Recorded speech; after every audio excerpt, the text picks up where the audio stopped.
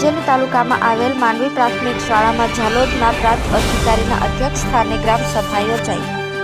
પ્રાપ્ત માહિતી અનુસાર સંજેલી તાલુકાના માંડલી પ્રાથમિક શાળા ખાતે ઝાલોદ પ્રાંત અધિકારી A.K. ભાટિયાના અધ્યક્ષ સ્થાને ગ્રામ સભા યોજાઈ હતી, જેમાં સરપંચ કાંતાબેન જસુભાઈ બામણિયા અને APMC ચેરમેન જસુભાઈ બામણિયા તેમજ પંચાયતના સભ્યો, વડીલો, આગેવાનો તેમજ જનપ્રતિનિધિઓ મોટી સંખ્યામાં ઉપસ્થિત રહ્યા હતા અને ગ્રામ પંચાયતમાં આવેલ 3 તળાવ ઉનાળામાં સૂકા ભટ્ટ થઈ જાય છે અને ઢોર ગાયોને પીવાનું પાણી મળતું નથી અને શિયાળુ પાક કરી શકતા નથી, જેથી કરીને તળાવ કૂવા ઊંડા કરવા અને પાણીની સારી આવક થાય એ બાબતે પણ ચર્ચા કરવામાં આવી હતી અને બાળકોને શાળામાં સમયસર પહોંચવા માટે સંજેલીથી રણધીકપુર અને સંજેલીથી મોરાની ST બસની સેવા શરૂ કરવા પણ માંગ કરવામાં આવી હતી।